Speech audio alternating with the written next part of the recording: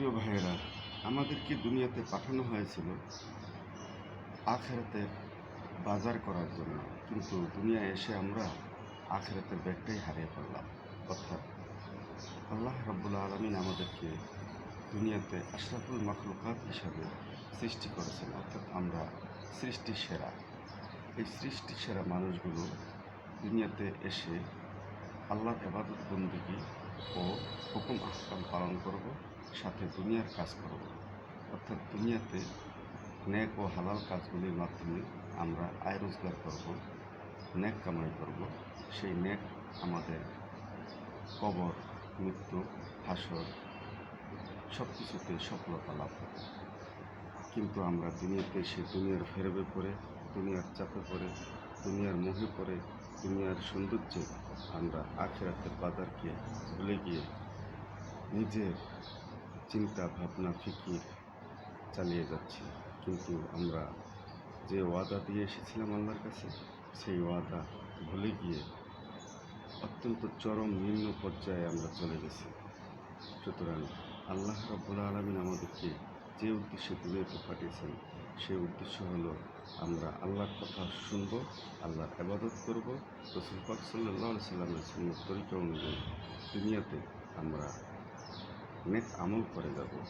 আজকে আমরা সেগুলি বাদ দিয়ে আমরা দুনিয়ার হারাম এবং দুনিয়ার মোহে, দুনিয়ার লোভে, দুনিয়ার অন্যান্য বদ কাজে সামিল হয়ে গেছি। এই দুনিয়ার বদ কাজে সামিল হওয়ার কারণে আমরা আল্লাহ রাব্বুল আলামিনকে ভুলে গেছি, রাসূলের সুন্নাত তরিকা অনুযায়ী আমল করাকে ভুলে গেছি, রাসূলের ইত্তেবা অনুযায়ী দুনিয়াতে কাজ করা ভুলে গেছি। তাই ভাই, আমরা দুনিয়াতে আমাদের নেক আমল করতে হবে, আমাদের ভালো কাজ করতে হবে। এই ভালো কাজের মাধ্যমে বিনিময়ে আমাদেরকে আল্লাহ রাব্বুল আলামিন আখিরাতে সফলতা দান করবেন। আমরা দুনিয়ার মোহে না পড়ব, দুনিয়ার লোভে, দুনিয়ার সৌন্দর্যে বিমোহিত হয়ে আমরা যেন আখিরাতকে ভুলে না যাই, সে কথাটাই এই উক্তিতে বলা হয়েছে। আল্লাহ রাব্বুল আলামিনের হুকুম পালন করা আমাদের জন্য জরুরি। তাই আমি সংক্ষেপে আপনাদেরকে একটু বলি যে আপনারা দুনিয়ার মোহে পড়বেন না। দুনিয়া তো দুনিয়াই, এখানে আপনি সব কিছুই সৌন্দর্য মনে হবে। এই সৌন্দর্যকে প্রাধান্য না দিয়ে আল্লাহর হুকুমগুলিকে প্রাধান্য দিন, নেক আমলগুলিতে মনোনিবেশ করুন।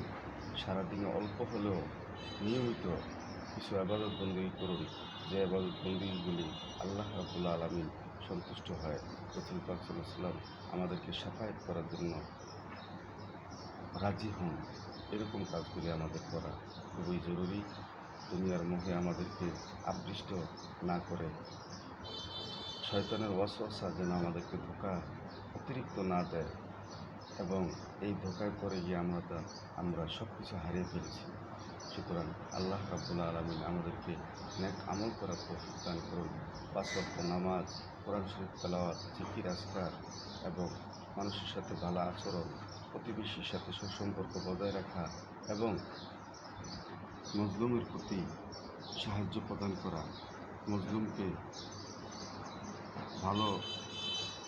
মজলুমকে খারাপ উপদেশ না দেওয়া, অর্থাৎ মজলুমের সাথে ভালো আচরণ করা, গরিব দুঃখীর সাথে ভালো আচরণ করা, তাদের সাহায্য করা ইত্যাদি কাজে আমাদের মন বেশি বেশি আকৃষ্ট করা, এটাই হলো আমাদের বর্তমান দুনিয়ার লক্ষ্য। কিন্তু আমরা সেই দুনিয়াতে বেঁচে থাকা অবস্থায় সেই লক্ষ্যগুলি থেকে অনেক দূরে সরে আছি।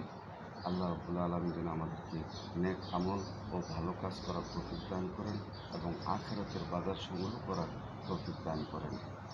আল্লাহ আমাদের সবাইকে রহমত দান করুন। ভিডিওটি যদি ভালো লাগে তাহলে একটু শেয়ার করে দেবেন। সবার কাছে আমার আন্তরিক অনুরোধ রইল।